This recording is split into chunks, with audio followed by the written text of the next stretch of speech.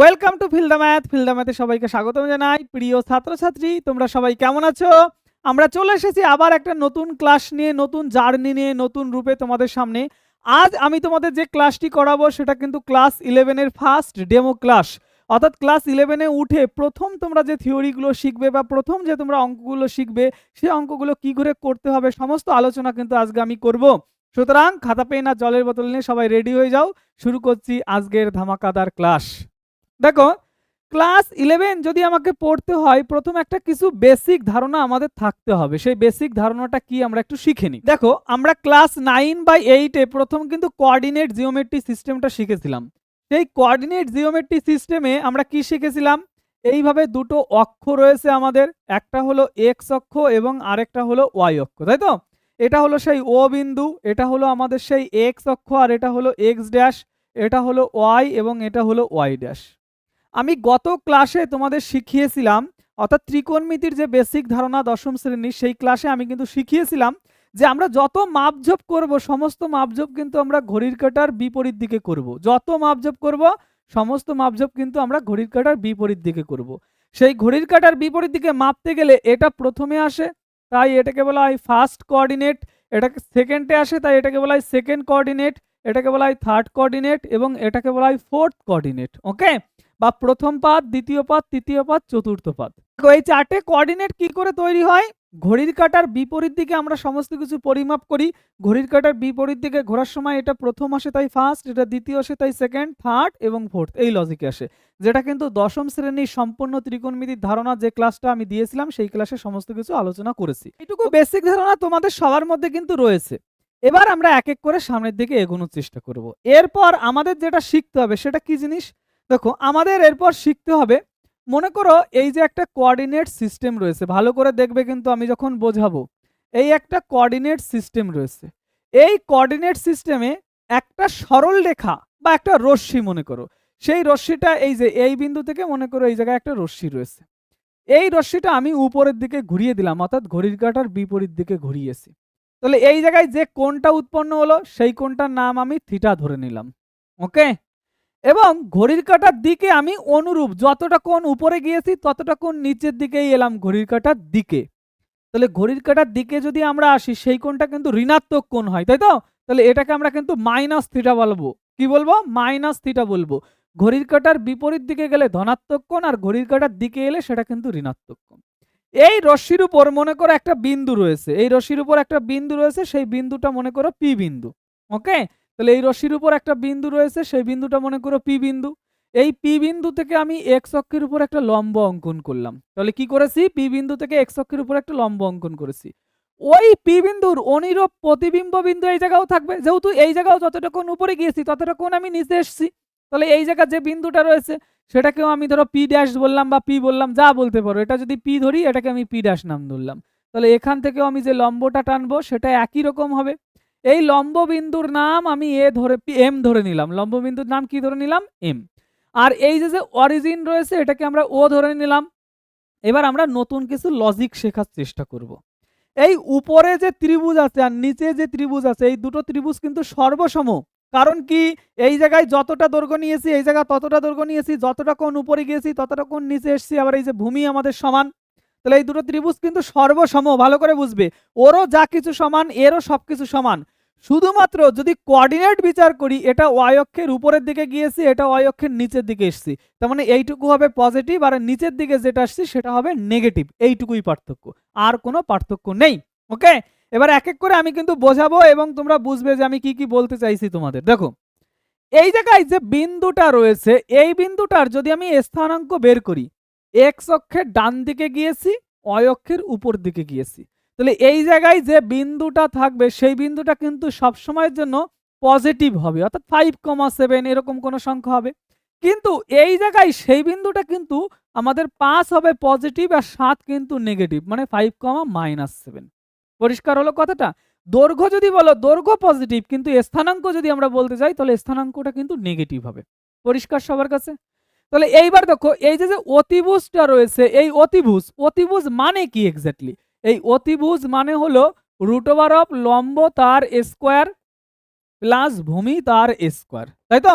লম্ব যদি স্কোয়ার করি, স্কোয়ার করলে সমস্ত ঋণাত্মক সংখ্যা কিন্তু ধনাত্মক হয়ে যায়। ভূমি যদি স্কোয়ার করি সমস্ত ঋণাত্মক সংখ্যা সেটাও কিন্তু ধনাত্মক হয়ে যাবে। তাহলে ধনাত্মক সংখ্যা রুট ওভার যদি করি সেটাও কিন্তু একটা ধনাত্মক সংখ্যা পাবো আমরা। তাহলে অতিভুজ যেটা পাবো সেই অতিভুজটা কিন্তু সবসময়ের জন্য পজিটিভ। অতিভুজ এই জায়গা পাই বা এই জায়গা পাই বা এই জায়গা পাই, যেখানেই পাই না কেন অতিভুজ সর্বদা কিন্তু পজিটিভ হবে। এবার এখান থেকে আমরা যে জিনিসটা শিখবো সেটা হলো কোনো একটা কোঅর্ডিনেটে যদি একটা ত্রিভুজ থাকে, সেই ত্রিভুজের সাপেক্ষে আমি সাইন, কস, ট্যান, কোসেক যা রয়েছে সেই সমস্ত ফাংশনগুলো পজিটিভ পাবো নাকি নেগেটিভ পাবো সেটুকুই কিন্তু আমি বিচার করার চেষ্টা করছি। তাহলে এক এক করে আমি এবার বিচার করব, সবাই কিন্তু খেয়াল করবে। তাহলে এবার আমরা শিখবো যদি আমরা ধনাত্মক থিটার সাপেক্ষে কোনো অপেক্ষকের মান বের করি সেটা কেমন হবে, বা ঋণাত্মক থিটার সাপেক্ষে কোনো অপেক্ষকের মান যদি আমরা বের করি সেটা কেমন ভাবে পরিবর্তন হবে সেটুকুই কিন্তু আমরা শিখবো। তাহলে এগিয়ে গেলাম আমি সামনের দিকে। দেখো মূল কথা তোমরা কিন্তু মনে রেখে দেবে যে অতিভুজ সবসময়ের জন্য পজিটিভ, আর আমাদের কোন কোঅর্ডিনেটে বসাচ্ছি তার সাপেক্ষে ওয়াই অক্ষ পজিটিভ নেগেটিভ, এক্স অক্ষ পজিটিভ নেগেটিভ কিন্তু হতে পারে। তাহলে পুরোনো সিস্টেমটাকে আমি একবার এঁকে নিচ্ছি। এই আমাদের সেই কোঅর্ডিনেট সিস্টেম, এই যে এঁকে নিলাম।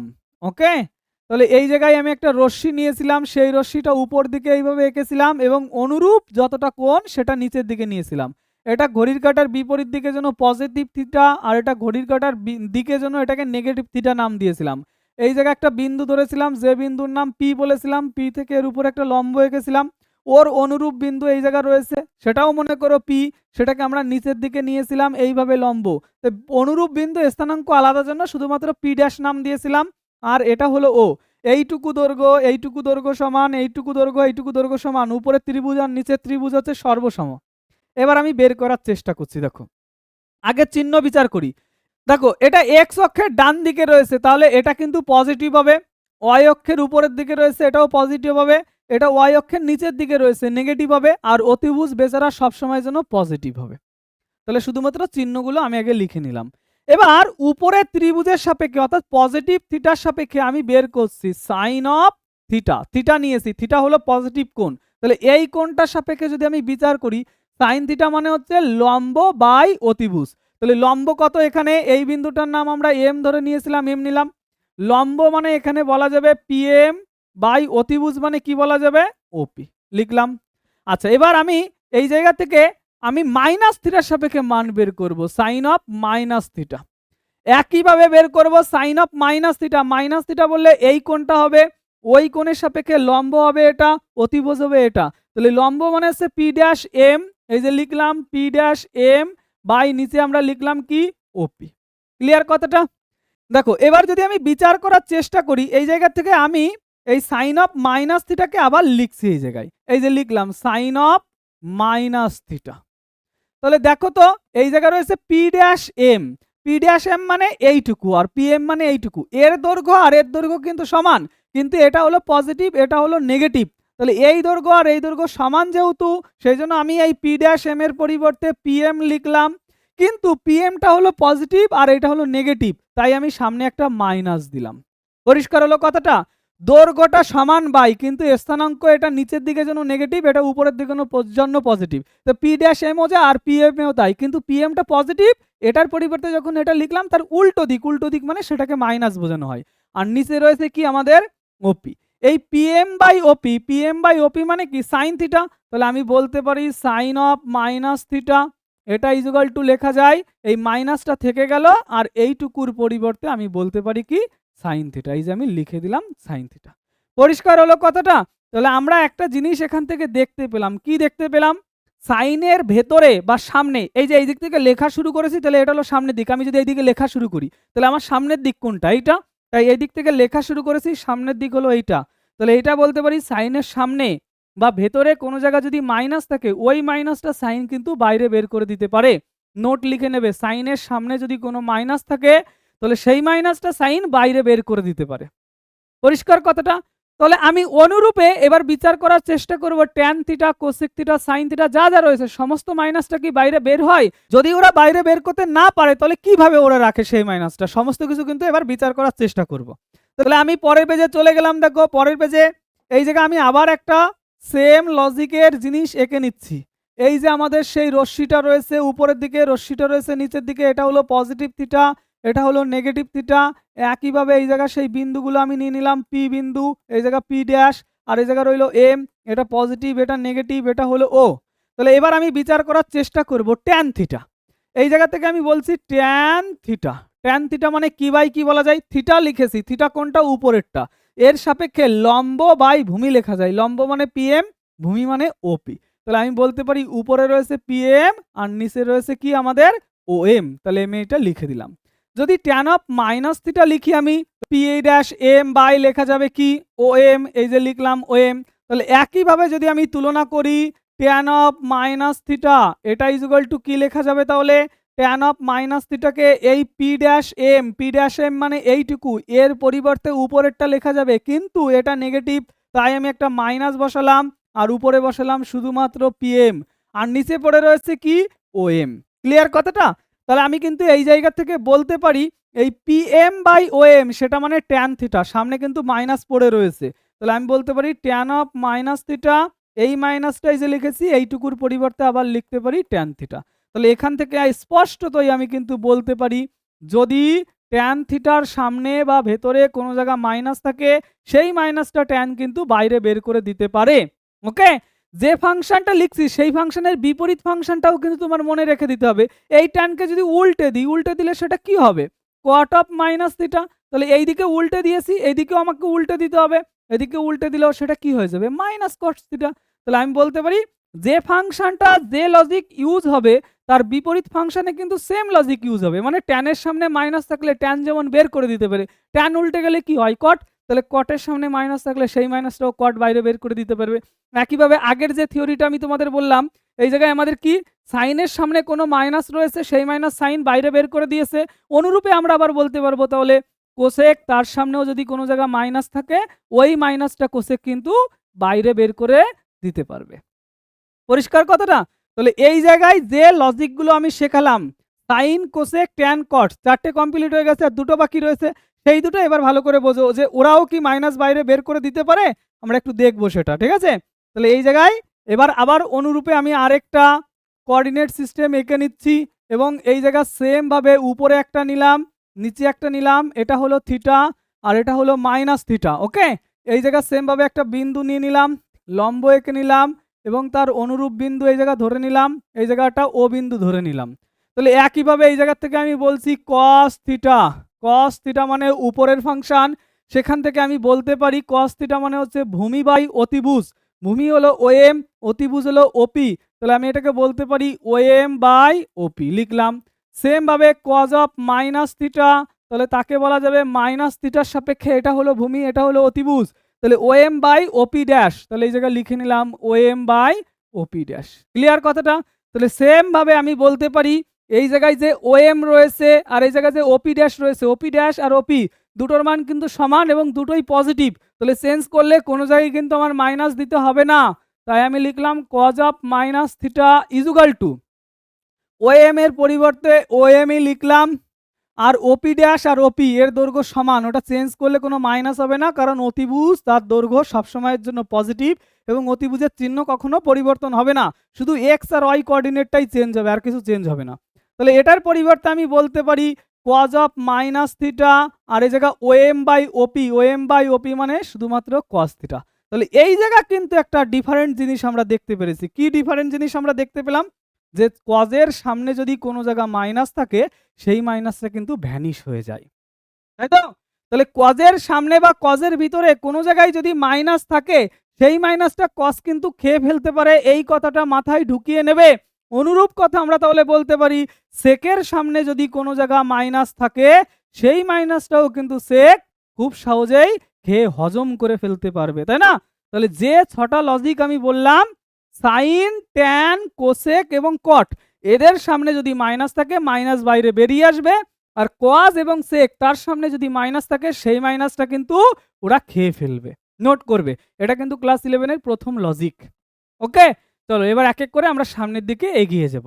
তাহলে এর পরবর্তী যে থিওরি আমাদের শিখতে হবে সেটা কি? আমরা যে কোঅর্ডিনেট সিস্টেমটা শিখেছিলাম 8 বা 9 বা 10 এ গিয়ে, সেই কোঅর্ডিনেট সিস্টেমের একটা নতুন রূপ আমরা দেখব, নতুন নাম আমরা জানবো। কিভাবে জানবো? এক এক করে আমি তোমাদের পুরো থিওরিটিক্যাল ভাবে শিখিয়ে দেব। ওকে,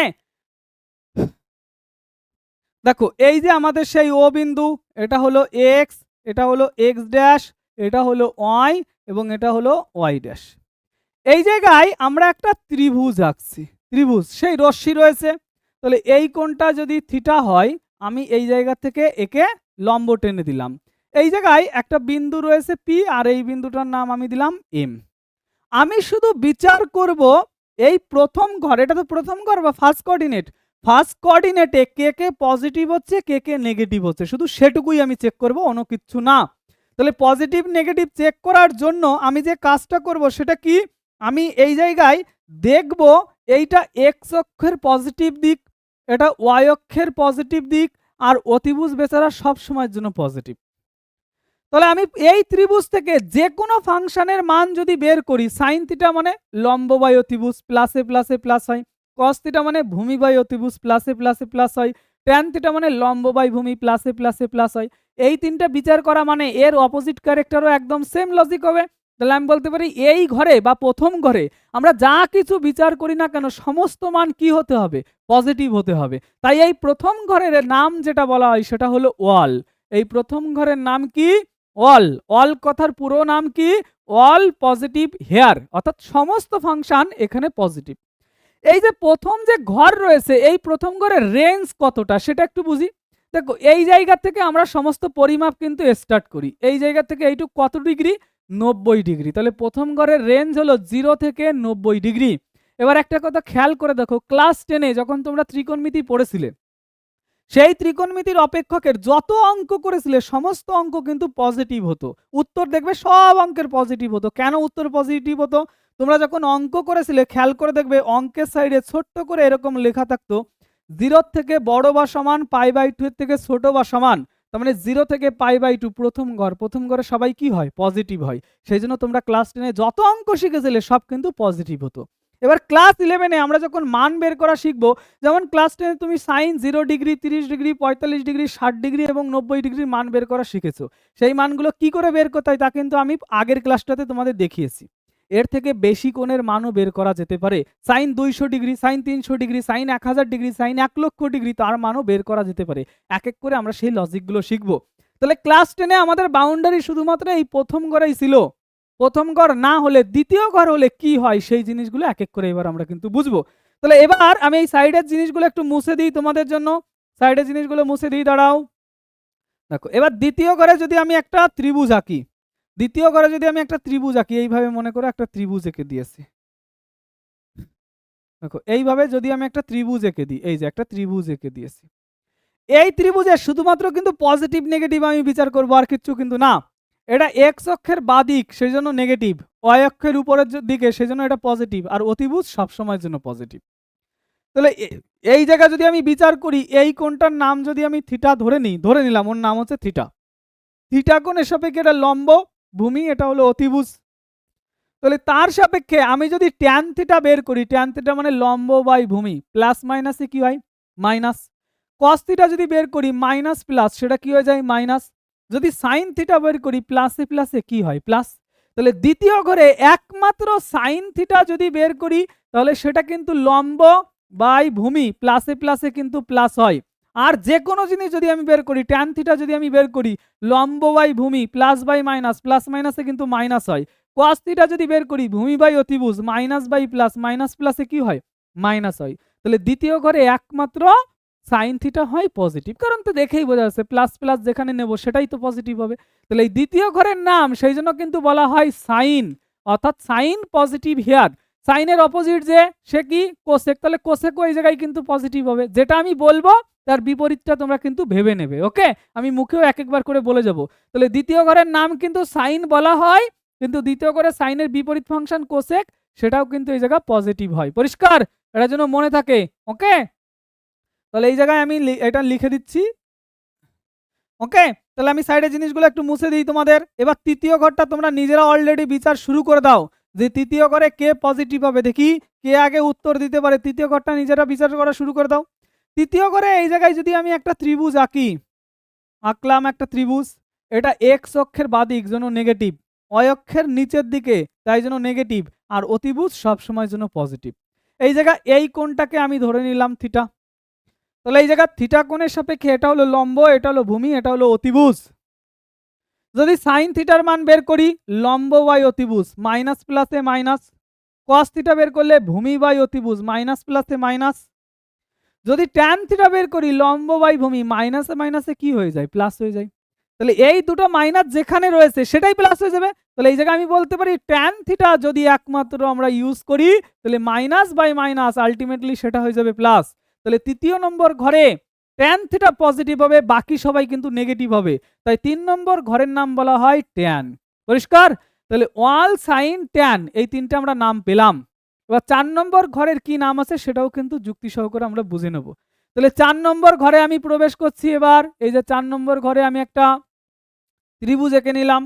4 নম্বর ঘরে এই জায়গায় একটা কোণ, তার নাম থিটা ধরে নিলাম। ধরে নেওয়া নাম ওইগুলো মাইনাস থিটা আগের বার শিখিয়েছিলাম, মাইনাস কোণ জন্য এই থিটার মান মাইনাস 30 ডিগ্রি ধরে নাও তুমি। আমি একটা কোণ ধরে নে বিচার করছি সমস্ত কিছু। তাহলে এই জায়গা অয় অক্ষের নিচের দিকের জন্য এটা নেগেটিভ, এক্স অক্ষের ডান দিকের জন্য ওটা তো পজিটিভ, আর অতিভুজ সবসময়ের জন্য পজিটিভ। তাহলে অলরেডি তোমাদের মস্তিষ্কের মধ্যে প্রবেশ করে গেছে এইটা হলো প্লাস আর এটা হলো প্লাস, এই দুটো নিয়ে যেটা তৈরি হবে সেটাই প্লাস হবে, বাদ বাকি সব জায়গায় নেগেটিভ হবে, কারণ মাইনাস নিলে মাইনাস প্লাসে মাইনাস হয়ে যায়। তাহলে আমি বলতে পারি এটা হলো ভূমি, এটা হলো অতিভুজ। ভূমি বাই অতিভুজ করলে সেটা কি হয় কজ হয়, তাহলে একমাত্র কজ এই ঘরে পজিটিভ হবে, বাদ বাকি যা নেব সব নেগেটিভ হবে। যদি সাইন নেই লম্ব বাই অতিভুজ মাইনাস প্লাসে মাইনাস, ট্যান থিটা নিলে লম্ব বাই ভূমি মাইনাস প্লাসে মাইনাস, তাহলে একমাত্র এই ঘরে কে পজিটিভ হলো কস পজিটিভ হলো, তাই তো? কে পজিটিভ হলো কস। তাহলে আমরা যে নামগুলো দেখলাম সেই নামগুলো কি পেলাম, 4টে ঘরের নতুন নাম পেলাম। তারা হলো ওয়াল সাইন ট্যান কস, মনে রেখে দেবে অল সাইন ট্যান কস, 2-3 বার পড়ো। অল সাইন ট্যান কস, অল সাইন ট্যান কস, অল সাইন ট্যান কস 2-3 বার পড়ে নাও। তাহলে ওয়াল মানে ওয়াল পজিটিভ হিয়ার, সাইন মানে সাইন পজিটিভ হিয়ার, এবং ট্যান মানে ট্যান পজিটিভ হিয়ার, কস মানে কস পজিটিভ হিয়ার। তার মানে সাইন বাদে বাকি যে থাকবে তারা কিন্তু নেগেটিভ হবে, ট্যান বাদে যে থাকবে নেগেটিভ হবে, কস বাদে যে এই ঘরে আসবে সে কিন্তু নেগেটিভ হবে। এই যে ঘরটা এটা দ্বিতীয় ঘর, তৃতীয় ঘর, চতুর্থ ঘর, প্রথম ঘর, দ্বিতীয় ঘর, তৃতীয় ঘর, চতুর্থ ঘর। প্রথম মানে ওয়াল, তারপরে সাইন, তারপরে হচ্ছে ট্যান, তারপরে হচ্ছে কস। প্রথম ঘরের যে রেঞ্জটা রয়েছে এবার সেই রেঞ্জগুলো আমি একটু বুঝাই, তার আগে সাইডের জিনিসগুলো আমি একটু মুছে দিই তোমাদের জন্য। প্রথম ঘরের যে রেঞ্জ রয়েছে সেই রেঞ্জগুলো আমি একটু বুঝিয়ে দিই তোমাদের। দেখো ফার্স্ট কোঅর্ডিনেট, এই ফার্স্ট কোঅর্ডিনেটের যে রেঞ্জটা রয়েছে সেই রেঞ্জটা কত রয়েছে, ফার্স্ট কোঅর্ডিনেটের রেঞ্জ কত রয়েছে দেখো তো। ফার্স্ট কোঅর্ডিনেট 0 থেকে বড় হয়ে 0 থেকে 90 ডিগ্রি পর্যন্ত যাবে, তাহলে 0 থেকে 90 ডিগ্রি পর্যন্ত হচ্ছে ফার্স্ট কোঅর্ডিনেট, তাই তো?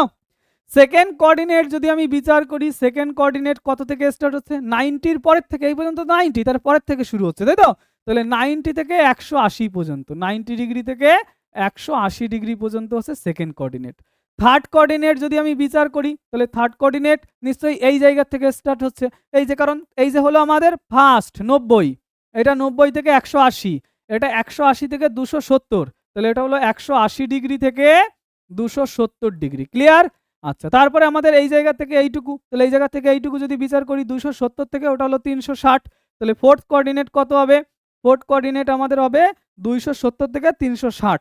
দেখো এই যে, তাহলে আমি লিখলাম ফোর্থ কোঅর্ডিনেট সেটা হবে কত, 270 থেকে 360 লিখে দিচ্ছি সাইডে, তোমরা নোট করে নেবে কিন্তু কথাগুলো।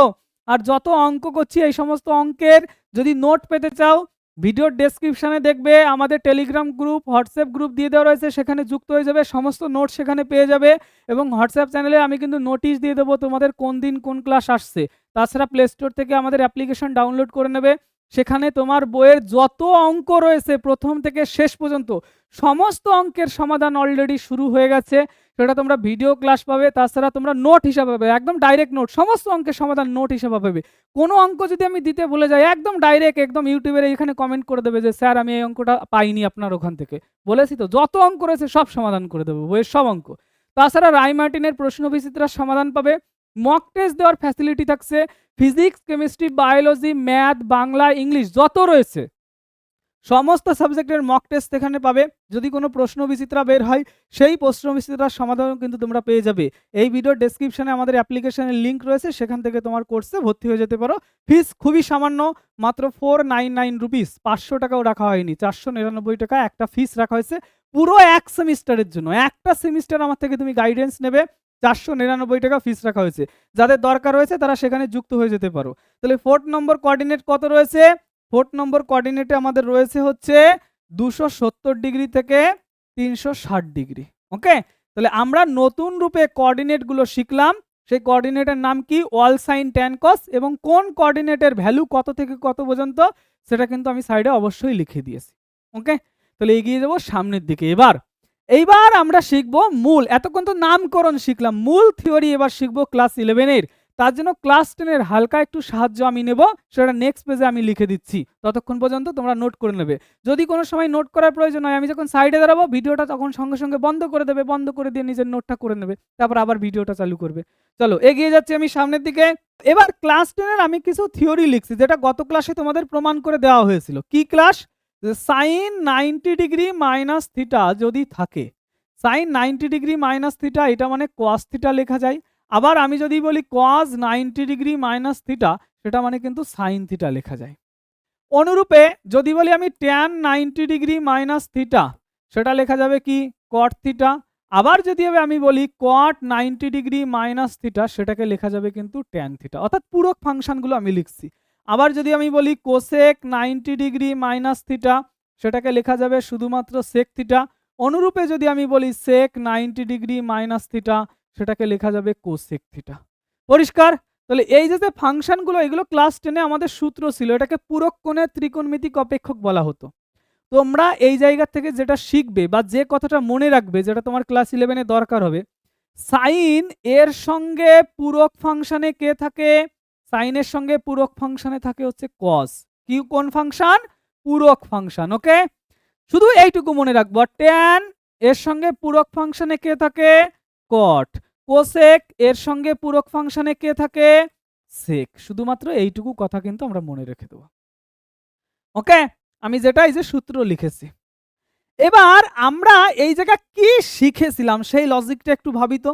আমরা শিখেছিলাম যদি প্লাস হয়, প্লাস মানে এই দিকে যাওয়া, কারণ ঘড়ির কাঁটার বিপরীত দিকে গেলে সেটা হয় পজিটিভ, ঘড়ির কাঁটার দিকে আসলে হয় নেগেটিভ।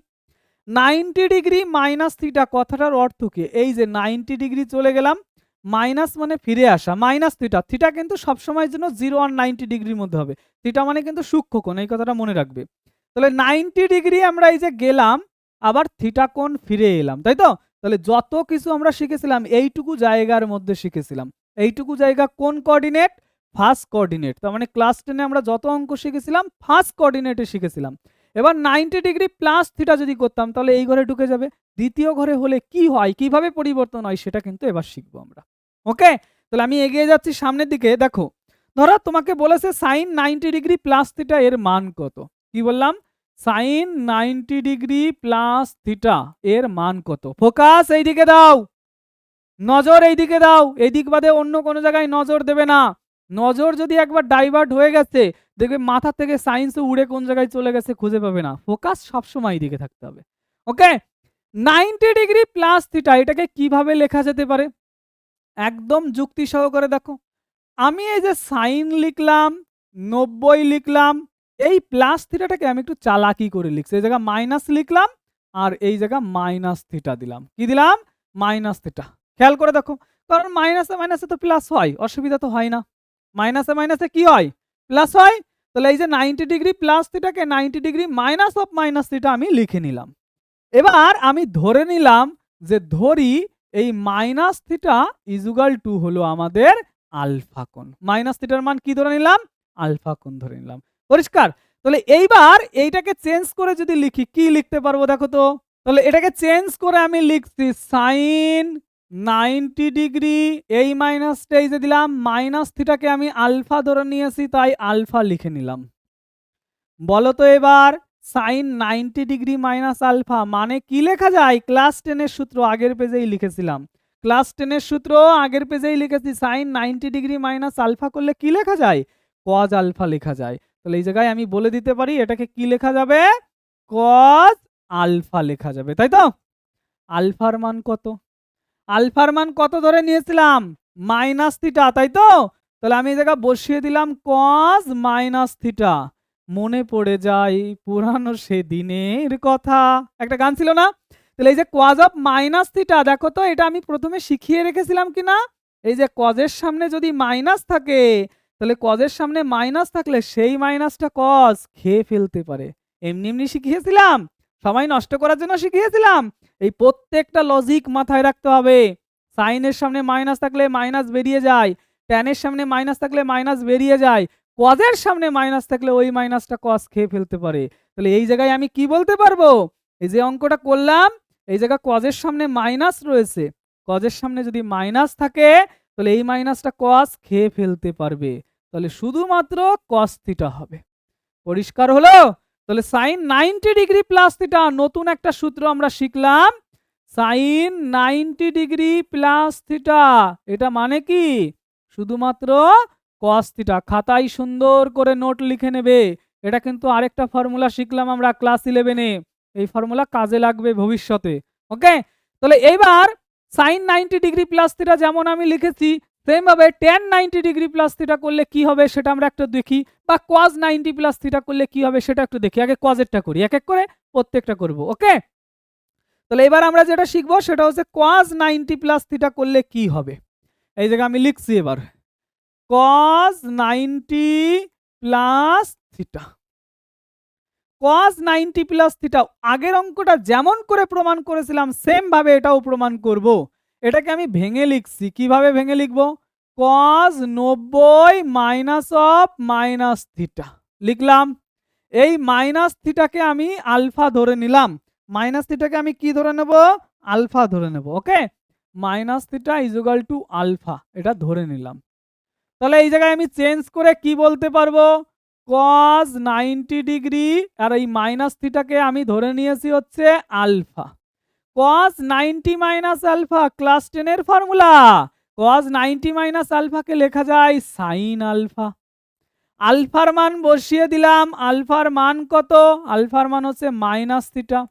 সাইনের সামনে যদি মাইনাস থাকে সেই মাইনাসটা কি হয়, সাইন বাইরে বের করে দিতে পারে, তাহলে এটাকে লেখা যায় মাইনাস সাইন থিটা। তাহলে আমরা এই জায়গায় সূত্রটা কি পেলাম, cos 90 প্লাস থিটা সেটা মানে হলো মাইনাস সাইন থিটা। ওকে, আমরা দেখেছিলাম আগের সূত্রটা কি, আগের সূত্রটা দেখেছিলাম যদি সাইন 90 প্লাস থিটা হয় সেটা হয় cos থিটা, কিন্তু যদি cos 90 প্লাস থিটা হয় সেটা হয় মাইনাস সাইন থিটা। লিখে নেবে সূত্রগুলো। ওকে, তাহলে এবার আমরা tan এর ফর্মুলাটা দেখব, tan 90 প্লাস থিটা করলে কি হয়। আমার আগে তোমরা করে ফেলো, তোমরা অবশ্যই পারবে। আর একটা কথা মনে রাখবে, 11-12-এ সাইন যদি পড়তে হয় স্যারের উপর ডিপেন্ডেন্ট হওয়া যাবে না। স্যার একটা অঙ্ক করলে আমি যেন 10টা অঙ্ক করতে পারি সেই অ্যাবিলিটি যেন আমার মধ্যে তৈরি হয়। সব সময় যেন মনে রাখবে তুমি যেখানেই পড়ো না কেন স্যার যা পড়াচ্ছে ওখান থেকে আমি নির্যাস হয়ে একদম A to Z সব শিখবো, ওটা যেন আমি অ্যাপ্লাই করতে পারি। অ্যাপ্লাই যদি আমি না করতে পারি তাহলে বুঝবে ওই দিন তুমি আসলে কিছুই শেখোনি। হয়তো স্যার তোমাকে 10টা অঙ্ক করিয়ে দিয়েছে, তুমি 10টা অঙ্ক করে নিয়ে বাড়ি এলে, কিন্তু তারপর বাড়ি এসে যদি তুমি একটা অঙ্ক না করতে পারো তাহলে বুঝবে ওই দিন তোমার কিছুই শেখা হয়নি, টোটাল জ্ঞানটা ওয়েস্ট হয়ে গেছে। সবসময় টার্গেট নেবে স্যার কি বলছে সেটা বুঝবো, কিন্তু করব আমরা নিজে। ওকে, তাহলে tan 90 প্লাস থিটা এটা বের করে নাও। tan 90 প্লাস থিটা করলে কি হয়, এই জায়গায় আমি লিখে নিচ্ছি tan 90 ডিগ্রি প্লাস থিটা, তাহলে এটাকে ভেঙে লিখলে কি লেখা যাবে, tan 90 minus of minus theta, একই লজিক। তাহলে এটাকে আমি সেম ভাবে ধরে নিচ্ছি, যে ধরি minus theta is equal to alpha ধরে নিলাম। তাহলে এটাকে বলতে পারি tan, এই যে রয়েছে 90, এই মাইনাস এই যে বসালাম, আর মাইনাস থিটাকে আমি আলফা ধরে নিয়েছি। tan 90 মাইনাস আলফা মানে কি, tan 90 মাইনাস আলফা মানে হচ্ছে cot আলফা, এই যে cot আলফা লিখে নিলাম। এবার আলফার মান কত, আলফার মান হলো cot, আলফার মান হচ্ছে মাইনাস থিটা। তাহলে কটের সামনে যদি মাইনাস থাকে বলো বলো বলো, সেই মাইনাসটা cot কি করতে পারে, cot বাইরে বের করে দিতে পারে। তাহলে আমি বলতে পারি মাইনাস cot, এই জায়গা পড়ে থাকে শুধুমাত্র থিটা, ওই মাইনাসটা শুধু বাইরে বেরিয়ে গেল। তাহলে সূত্র কি পেলাম, tan 90 প্লাস থিটা, এটা মানে হলো মাইনাস cot থিটা। তাহলে আমি এইবার যে বাদবাকি ফাংশনগুলো রয়েছে sec 90 plus theta, cosec 90 plus theta, cot 90 plus theta, সেটা তোমাদের উপর ছেড়ে দিচ্ছি, তোমরা সেটা লিখে নাও। আমি শুধুমাত্র সাইন আর কজ নিয়ে বাদবাকি যত অঙ্ক রয়েছে সমস্ত অঙ্কের প্রমাণগুলো দেখাচ্ছি। যেভাবে আমি প্রমাণ দেখাবো অনুরূপে বাদবাকি সমস্ত প্রমাণ তোমরা করতে পারবে, কিন্তু সেই প্রমাণগুলো আমি করব না, সেটা আমি সূত্র আকারে শুধুমাত্র তোমাদের বলে দেবো। তোমরা মনে রেখে দেবে, ইজি ট্রিকও আমি বলে দেবো, সূত্র মনে রাখার ইজি ট্রিক কি। কিন্তু প্রমাণ শুধুমাত্র সাইন আর কজ নিয়ে আমি কিন্তু এগোচ্ছি, বাদবাকি কোনোটা এগোচ্ছি না। যে লজিকে করব সেম ভাবে বাদবাকি তোমরা প্রমাণ করে নিতে পারবে। ওকে, তাহলে এইবার আমরা কিন্তু দ্বিতীয় ঘরে অলরেডি প্রবেশ করে গেছি। কিভাবে প্রবেশ করেছি? এইটা হলো 90 ডিগ্রি, তার সঙ্গে প্লাস থিটা করে দ্বিতীয় ঘরে আসা কিন্তু আমরা শিখে গেছি। দ্বিতীয় ঘরে কিন্তু আরেকভাবে আসা যায়। কিভাবে আসা যায়? যদি আমি মোট 180 ডিগ্রি এইটুকু নিয়ে নিই, ভালো করে কথাটা শুনবে, মোট 180 ডিগ্রি নিয়ে নিলাম, তার থেকে কিছু বিয়োগ করলাম। বিয়োগ করা মানে ফিরে আসা, যোগ করা মানে এগিয়ে যাওয়া। কারণ যোগ করা মানে এই যে এগিয়ে যাওয়া, আর বিয়োগ করা মানে উল্টো দিক ফিরে আসা। বোঝা গেছে কথাটা কি? তাহলে এই যে 180 মাইনাস থিটা করলে সেটাও কিন্তু দ্বিতীয় ঘরকেই বোঝায়। তাহলে 180 মাইনাস থিটা করে এবার আমরা কিন্তু শিখবো জিনিসগুলো। দেখো 180 মাইনাস থিটা যদি করি, আমি এই জায়গায় লিখছি সাইন আর কস শুধুমাত্র লিখবো। সাইন 180 মাইনাস থিটা, এই যে আমি লিখলাম। এটা মানে কি পাওয়া যায় আমরা একটু দেখব। এটাকে যদি আমি ভেঙে এইভাবে লিখি যে সাইন 180 কে ভেঙে লিখলাম 90 প্লাস 90 মাইনাস থিটা। ভেঙে তো এইভাবে লেখাই যেতে পারে, কারণ 90 যোগ করলেই 180 হয়। এই 90 মাইনাস থিটা এটাকেই কিন্তু আমি আলফা ধরে নিচ্ছি, যে ধরি 90 minus theta is equal to alpha ধরে নিলাম। তাহলে আমি এটাকে চেঞ্জ করে বলতে পারি সাইন 90, এই যে এই 90টা এই যে লিখলাম, আর এইটুকুর পরিবর্তে আমি আলফা লিখেছি। সাইন 90 প্লাস আলফা, একটু আগে আমি প্রমাণ করেছিলাম সাইন 90 প্লাস আলফা মানে কি লেখা যায়? সাইন 90 প্লাস আলফা, দেখো তো, সাইন 90 প্লাস আলফা মানে কি লেখা যায়? কজ আলফা লেখা যায়। সাইন 90 প্লাস আলফা মানে কি হবে? Cos alpha. তাহলে ওই জায়গা সেম সূত্রটা আমি বসিয়ে দিচ্ছি। এই যে প্রমাণ করেছিলাম এটাকে লেখা যায় কি? কজ আলফা, বসিয়ে দিলাম। এখনো কিন্তু শেষ হয়নি। কেন হয়নি? আলফার মানটা আবার আমাকে বসাতে হবে। তাহলে এই জায়গায় যদি আমি আলফার মান বসিয়ে দিই কজ আলফা, আলফা মানে কত? 90 ডিগ্রি মাইনাস থিটা, বসিয়ে দিলাম। কজ 90 মাইনাস থিটা, এটা কিন্তু ক্লাস 10 এর সূত্র হয়ে গেছে। এবার কজ 90 মাইনাস থিটা মানে কি বলা যায়? Sine theta. তাহলে আবার একটা সূত্র আমরা পেলাম। কি সূত্র? সাইন 180 মাইনাস থিটা, এটা মানে শুধুমাত্র সাইন থিটা। ক্লিয়ার হলো কথাটা? তাহলে অনুরূপে বাদ বাকি যত ফাংশন রয়েছে সব তোমরা সেম ভাবে প্রমাণ করতে পারবে, পারবে তো? তাহলে এইবার আমি এগিয়ে যাব, কজ 180 মাইনাস থিটা করলে কি পাওয়া যায় সেটা আমরা একটু দেখব। কজ 180 প্লাস থিটা, ওকে, তো কজ 180 মাইনাস থিটা, এই যে লিখছি কজ 180 মাইনাস থিটা। তাহলে এটাকে সেম ভাবে আমি ভেঙে দিচ্ছি, এটাকে আমি ভেঙে লিখবো cos 90 degree plus 90 degree minus theta, লিখলাম। এই 90 ডিগ্রি মাইনাস থিটা এটাকে আমি ধরে নিলাম আলফা, এই যে আলফা ধরে নিলাম। তাহলে এটাকে আমি বলতে পারি কজ, এই যে রয়েছে আমাদের 90 ডিগ্রি, ওইটুকুকে আমি আলফা ধরে নিয়েছি, ধরে নিলাম। তাহলে এইবার কজ 90 ডিগ্রি প্লাস আলফা, দেখো তো প্রমাণ করেছিলাম নাকি? Cos 90 degree plus alpha, cos 90 degree plus alpha মানে কি? Minus sine alpha. প্রমাণ করেছিলাম কি? প্রমাণ করেছিলাম। যা কিছু পড়াবো সব মনে রাখতে হবে, বুঝেছো? তাহলে কজ 90 ডিগ্রি প্লাস আলফা মানে মাইনাস সাইন আলফা লেখা যায়, সেটা এই জায়গায় আমি লিখে দিলাম, এই যে মাইনাস সাইন, আর এটা হলো আলফা। আচ্ছা, আলফার মান কত ধরেছিলাম? 90 মাইনাস থিটা, সেটা তাহলে বসিয়ে দিলাম, minus sine 90 minus theta. Sine 90 degree minus theta, এটা আবার ক্লাস 10 এ প্রবেশ করে গেল। সাইন 90 মাইনাস থিটা মানে কি লেখা যায়? সেটাকে লেখা যায় শুধুমাত্র কস থিটা। তাহলে আমরা পেলাম কি? আমরা পেলাম কজ 180 ডিগ্রি মাইনাস থিটা, এটা মানে হলো মাইনাস কস থিটা। পরিষ্কার কথাটা? পরিষ্কার তো? তাহলে এই হলো আমাদের যে কজের ফর্মুলাটা, সেটা। ওকে, তাহলে আমি আর একটা সূত্র প্রমাণ করে শর্টকাট ট্রিক এবার তোমাদের বলে দেবো। তোমরা নিজেরা যে কোনো অঙ্ক দিলে তোমরা সঙ্গে সঙ্গে উত্তর দিয়ে দিতে পারবে, সেই ট্রিকটা এবার আমি শিখিয়ে দিব আর একটা সূত্র প্রমাণ করে। এবার আমি তাহলে প্রমাণ করব তৃতীয় নম্বর ঘরে যদি যাই, 180 প্লাস থিটা করলে এই ঘরে প্রবেশ করব। তাহলে 180 প্লাস থিটার লজিকটা এবার আমি তোমাদের শেখাবো। লজিক কিন্তু সব একইভাবে আমি প্রমাণ করে দেবো। ওকে, তাহলে আমি এগিয়ে যাচ্ছি। এবার সাইন 180 প্লাস থিটা হলে কি হবে? সাইন 180 প্লাস থিটা এটা যদি হয় সেটা কি হবে? তাহলে এটাকেও আমি ভেঙে লিখব। যদি এটাকে আমি ভেঙে লিখি কিভাবে লেখা যায়? এটাকে লেখা যায় সাইন 180 প্লাস থিটাকে আমি লিখব কিভাবে দেখো? 180 কে ভেঙে লিখছি 90 প্লাস 90 প্লাস থিটা। এই যে লিখলাম 90 প্লাস 90 প্লাস থিটা। এর মধ্যে এইটুকুকে আমি আলফা ধরে নিচ্ছি। আমি ধরে নিলাম 90 ডিগ্রি প্লাস থিটা মানে হলো আলফা। পরিষ্কার কথাটা? তাহলে আমি এটাকে চেঞ্জ করে কি লিখতে পারি? আমি লিখতে পারি সাইন এই যে 90 রেখে দিলাম আর এইটুকুকে আমি ধরে নিয়েছি আলফা। বলো এবার sine 90 minus 90 plus alpha. Sine 90 plus alpha তখন সবার মেমোরাইজ হয়ে গেছে। সাইন 90 প্লাস আলফা যদিও তোমাদের আজকে প্রথমবার ক্লাস করাচ্ছি জন্য আমি পিছনের জিনিসগুলো একটু দেখিয়ে দিই। সাইন 90 প্লাস থিটা মানে কি লেখা যায়? কস থিটা লেখা যায়। তাহলে এই জায়গায় যে অঙ্কটা আমরা ইউজ করলাম সেই অঙ্কটাকে কি লিখতে পারবো আমরা? সাইন 90 প্লাস আলফা এটা মানে হচ্ছে শুধুমাত্র কজ আলফা।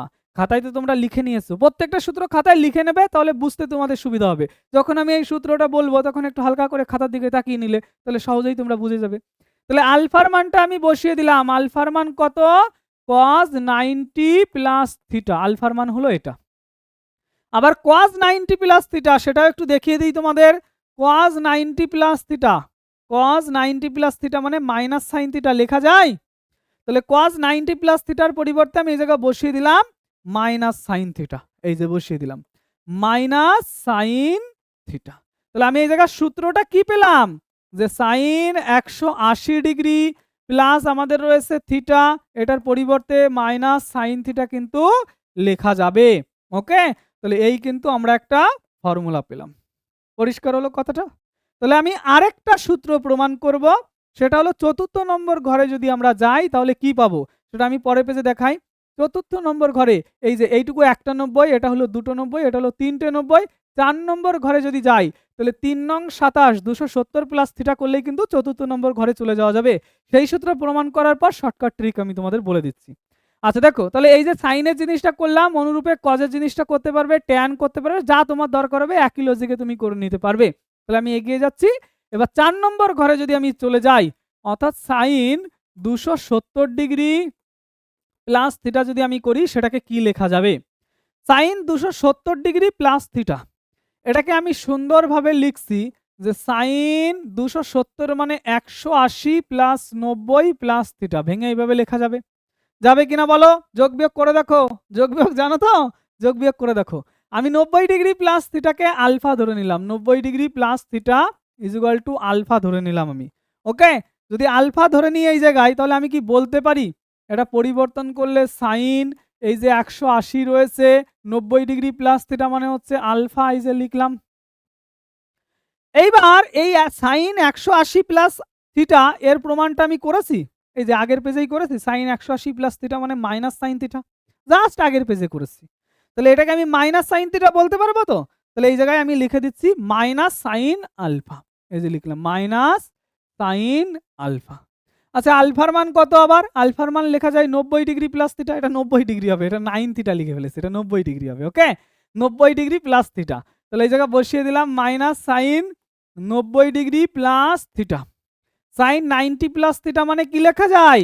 শুধুমাত্র কস থিটা লেখা যায়। তাহলে এই জায়গায় আমি লিখছি মাইনাস আর এইটুকুর পরিবর্তে কস থিটা। তাহলে আমি সূত্র কি পেলাম? সূত্র পেলাম সাইন 270 প্লাস থিটা এটা মানে হচ্ছে মাইনাস কস থিটা। ওকে, এবার এই যে টোটাল এতক্ষণ পর্যন্ত আমরা যা পড়াশোনা করেছি সেই পড়াশোনার একটা সার সংক্ষেপ তৈরি করব আমরা। এত প্রমাণ আমরা মনে রাখতে পারবো না, কখনোই মনে রাখতে পারবো না এত প্রমাণ। তাহলে এই অঙ্কগুলোর সূত্র কি করে মনে রাখবো স্যার আমরা? তার শর্টকাট ট্রিক আমি তোমাদের একটু শেখাবো, কিন্তু তার আগে ফোকাস দিয়ে দেখবে আমি সমস্ত সূত্রগুলো যা যা প্রমাণ করেছি পরপর স্ক্রিনে লিখে দেখাচ্ছি। লিখে দেওয়ার সময় তোমরা কিন্তু ফোকাস রাখবে একদম। অতি ফাস্ট আমরা কি প্রমাণ করেছি? অতি ফাস্ট আমরা প্রমাণ করেছি সাইন 90 ডিগ্রি মাইনাস থিটা এটা মানে হলো কস থিটা, যেটা হলো ক্লাস 10-এ আমরা করেছি বা গত ক্লাসে সেটা আমি প্রমাণ করে দিয়েছি। তারপর আজকে আমি কি শেখালাম? সাইন 90 প্লাস থিটা এটা মানে হচ্ছে শুধুমাত্র কস থিটা। তারপর আমি কি প্রমাণ করেছি? সাইন, এরপর আমি কি প্রমাণ করেছি? সাইন যদি আমার থাকে যে 180 ডিগ্রি মাইনাস থিটা সেটাকে শুধুমাত্র সাইন থিটা লেখা যায়। তারপর আমি প্রমাণ করেছি sine 180 degree minus plus theta হলে সেটা শুধুমাত্র মাইনাস সাইন থিটা হয়। তারপর আমি আরেকটা প্রমাণ করেছি যে সাইন যদি আমাদের 100 দেখো এরপর আমি কি প্রমাণ করেছি, সাইন যদি 270 ডিগ্রি প্লাস থিটা থাকে তাহলে সেটা প্রমাণ হয়েছে মাইনাস কস থিটা। যদি আমি প্রমাণ করতাম যে সাইন 270 ডিগ্রি মাইনাস থিটা সেটাও মাইনাস কস থিটা হতো।